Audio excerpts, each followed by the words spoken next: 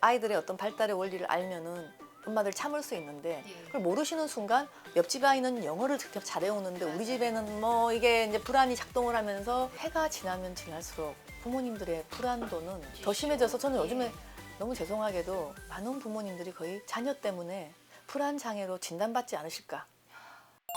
대기자 TV. 이때 공부랑 연관돼서 하면 안 되죠. 바로 그거죠. 일단은 습관을 잡고 공부로 대입하는 거죠.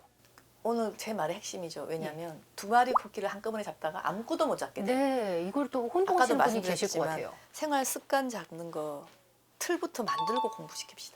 특히 1, 2, 3학년은 공부의 양도 엄청 많지도 않아요. 네. 이때 괜히 선행하시느라고 괜히 습관도 안 잡힌 애를 3학년짜리 애를 제가 수학 정석을 풀린 엄마도 봤어요. 그거는 제가 볼 때는 만약에 습관이 잡혔다 하더라도 이상한데 습관 안 잡힌 애한테 이거 하시면 독입니다.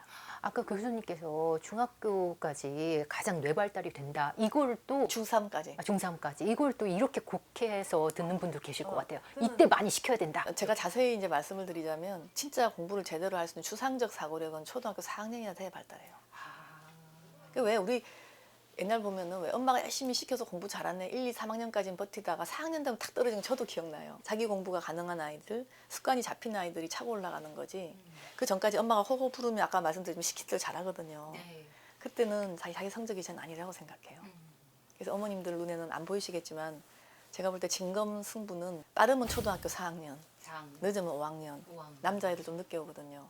그때부터 사실 이제 중학교까지 쫙 차고 올라가요, 아이들이. 물론 이제 일부 굉장히 똑똑한 애들은 중1부터 시작한 애들도 있어요. 왜냐? 대기 만성형이 있어요. 늦어도 따라잡는 애들. 천히 하는 애들은 그만큼 용량이 크기 때문에 이게 좀 늦게 오는 애들이 꽤 있어요.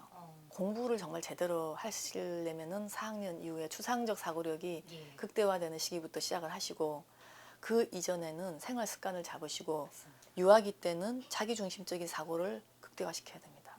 그래야지 아이가 창의성이 길러져요. 가장 창의적인 나이는 3에서 6세예요. 3에서 6세요. 예, 그때 아이들한테 괜히 한글 가르치고 그러면 창의성이 죽기 때문에 전 정말 그거야말로 그러니까 애 지능이 떨어지는 그런 학습법이에요. 아, 그 정도까지요? 왜냐하면 그때는 제가 한 가지 예를 들면요. 우리 둘째는 적응을 빨리 잘하는 애라서 일반 유치원을 보내놓으면 한글을 스스로 빨리 배웠어요. 네. 근데 우리 큰애는 고집 세고 이제 또 약간 산만하니까 선생님이 아무리 가르치려고 해도 안 되셨어. 걔는 학교 들어가기 정말 한 두어 달 전에 한글을 겨우 좀 읽을 정도밖에 안 됐거든요. 네. 근데 그 두 아이가 어릴 때 도로에 차가 가잖아요. 차가 지나가면 우리 큰아이는 글을 못 읽으니까 엄마 저 보라색 버스는 보라색 차고에 가냐고. 이런 기가 막힌 창의적인 생각을 하면서 혼자 상상의 나래를 피는데 적응 빠른 우리 둘째 아들은 한일교통 그러고 끝나요. 그걸 창의로 연결시키지 않는군요. 그러니까 이미 이게 그 글자라는 것 자체도 어른들이 만들어 놓은 틀이잖아요. 사회의 틀. 그거를 빨리 배워버리면 자기만의 논리를 큰아이처럼 보라색 차가 보라색 차고는 안 가잖아요. 하지만 그게 상상이 돼서 계속 그거를 혼자 그려보기도 하고 즐거워하는 나이가 그 나이인데 우리가 너무 글자를 빨리 가르치고 숫자를 빨리 가르쳐 놓으면 아이들은 그런 자기만의 논리로 즐거워할 수 있는 시기를 빼앗겨요. 아이들의 어떤 발달의 원리를 알면은 엄마들 참을 수 있는데 그걸 모르시는 순간 옆집 아이는 영어를 직접 잘해오는데 우리 집에는 뭐 이게 이제 불안이 작동을 하면서 해가 지나면 지날수록 부모님들의 불안도는 더 심해져서 저는 요즘에 너무 죄송하게도 많은 부모님들이 거의 자녀 때문에 불안 장애로 진단받지 않으실까. 제 앞에서 계신데 막 저는 제가 더 불안해져 그냥. 그래서 이 불안이 도대체 어디서 왔나 했더니 우리 사회가 정말 무한 경쟁에다가 또 요즘에는 정말 격차가 너무 심하잖아요. 그러니까 저기 한번 밀리면 끝이다라는 그 절박한 심정 때문에 정신이 없으신데 바로 이럴 때일수록 지름길은 잘 알고 가는 길이에요. 괜히 우리 아이는 이 수준이 된 것도 아니고 우리 아이의 특징이 있는데 내 마음 급하다는 이유로 괜히 다른 데 와서 딴 사람 거 견눈질하면서 여기저기 온갖 이론 다 가지고 와가지고 불안해하시고 아무거나 다 집어넣으면 애는 정말 큰일 나요. 그 불안이 아이한테 오롯이 전달되죠. 전달 정도가 아니라 병적으로 만들어요. 저는 그거를 정말 착하고 좋으신 부모님에도 불구하고 그런 실수를 많이 하셔가지고 그게 외부의 비교와의 불안인가요? 그거라고 생각해요. 우리 현재의 분위기 내지는 문화적 생태계 그게 장난이 아니에요. 그리고 심지어 이제 이런 말씀을 꼭 드리고 싶은 게 많은 부모님들이 요즘에 막 언어가 늦어요, 아이가 산만해요, 다 그러면 포탈을 이제 쳐보시는 게 벌어지잖아요. 예. 그런데 그 포털이라는 것은 결국 많은 사람들이 자기 글을 올리는 사람들에게 그게 검색이 되잖아요. 네. 그럼 생각을 해보세요. 그 포털에 그런 내용을 올릴 사람들이 어떤 사람일까요? 상업적으로 이용하는 바로 그거예요. 예. 비타민 팔 사람들도 많고, 애 머리 좋아지는 무슨 집중력 올라가는 무슨 약, 또 무슨 기구. 지금 한 제가 볼 때는 포털에 온라인 한 70%의 육아 지식이 상당히 상업성과 연관돼 있다라고 한 번쯤은 부모님들은 의심할 필요가 있습니다. 그러면 교수님 이 지식이 진짜 올바른 지식인지 어떻게 좀 알 수 있을까요? 저도 이거 하는데 30년 걸렸거든요. 그러니까요. 그러니까 이 지식이 생각보다 많이 필요는 한데 제대로 전달을 하기가 아주 어려운, 너무나 많은 전문성이 필요한 지식이에요. 정확한 정보로 접근을 해야 되겠네요. 그래서 저는 절대 카더락을 믿으면 안 돼요. 이제 저 얘기를 조금 하면은 우리가 지금 팬데믹 시대 때 초등학생들의 자기조절 능력을 길러주는 말씀을 하고는 있지만 태어나서부터 세 돌까지 뇌의 신경망이 한참 형성이 될 때 네. 그때 소위 말해서 이제 어떤 부분에 문제가 생기면 자기 조절을 아직 못하는 애가 돼버리는 거예요. IMF 때 제가 너무 많이 봤는데 그때는 정말 많은 가족이 깨졌어요. 저는 아직도 기억나요. IMF 끝나고 2년 뒤에 할머니 할아버지들이 눈썹 뽑고 머리 빠지는 손주 손녀를 너무 많이 데리고 왔어요. 아빠는 지방에 계시고 어머니는 저기 계시고 두 분 다 돈 버시고 할머니 할아버지가 아기를 그때 키우시는 분이 정말 많았거든요. 그래서 저는 걱정을 했어요. 이 아이들이 지금 한참 정서 조절, 충동 조절, 공감 능력을 배울 나이인데 그럴 때 탁 깨져버리잖아요. 그래서 저는 나중에 이 아이들이 자라면 어떤 아이들이 될까 너무 걱정을 했어요. 아니나 다를까 딱 그 아이들이 클 나이에 되니까 학교 폭력이 말도 못했어요.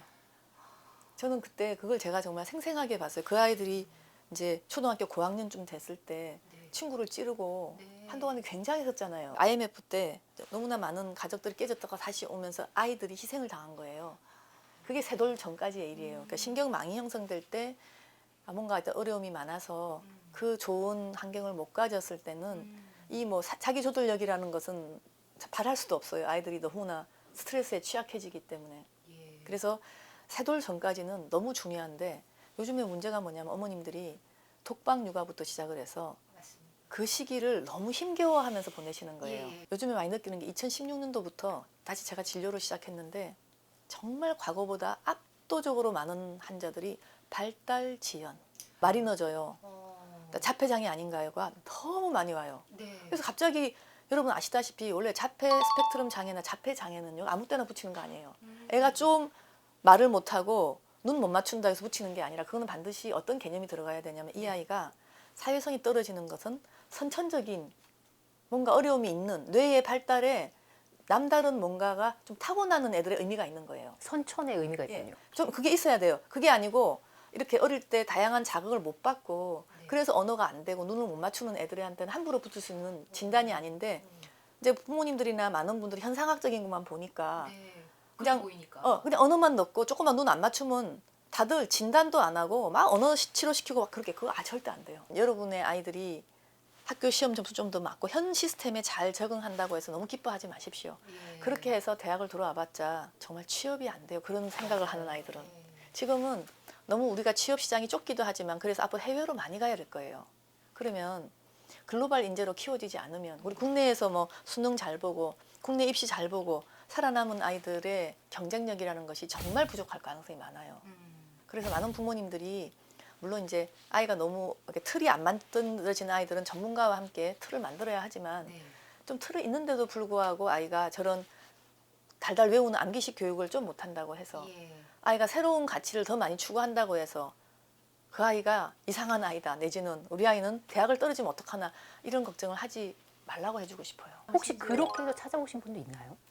저는 오히려 반대예요. 아이들이 너무나 똑똑하고 훌륭한데도 이 시스템을 에서 낙오자가 돼서 자해라는 애들 너무 많이 와요. 마음 아프게도 청소년 자해 환자들이 정말 늘었어요. 근데 그 아이들 중에 상당히 많은 아이들이 저하고 진료하면서 이제 자해는 못하게 제가 잘 막으니까 한 다음에 근본 문제가 바로 부모님 나빠서도 아니에요. 그냥 얘한테 너는 모범생이 되어라. 이거 그대로 하면은 대학 간다는데 얘가 똑똑한 애인데 숨이 막힐 것 같았던 거예요. 그래서 그 스트레스를 이렇게 하다 보니까 자꾸 자기 몸을 찌르게 된 거고 점점 그 친구들의 연령이 낮아질 것 같아요. 중학교부터 시작해요. 중학교부터요. 그래서 한남만 중학교 때 오는 친구는 더 빨리 좋아지고 네. 대부분 중학교 때까지 골마 터지다가 고1, 2때 많이 와요. 아이들 이제 중학교까지 참아. 또 고등학교 도저히 못 참겠다 이러고 이제 오면은 오히려 걔는 자해란 건 나쁘지만 그것이 전화위복이 돼서 네. 자기 목소리를 찾아서 새 시대를 열 수 있는 인재가 되는 거예요. 우리가 예전에 그 왜 답답한 모범생이란 틀이 있잖아요. 예. 어릴 때도 공부 잘해서 한 번도 말썽 안 일으키고 네. 좋은 대학 가가지고 이제 그런 인재는 오히려 앞으로 실패할 가능성이 정말 많아요. 그걸 인지하셔야 되고. 근데 많은 부모들이 그 환상에 있고 저도 역시 그 깨지는데 시간이 걸렸고 하겠다는 시간보다 더 많이 하게 되고 끊었을 때 초조해하고 그거 두 가지만 저는 있으면 중독에 이미 접어들었다고 생각해요. 90% 이상이 그럴 것 같은데요. 절대로 줄여서 안 돼요. 집에서 안 돼요. 딱 끊어야 돼요. 일정 기간은.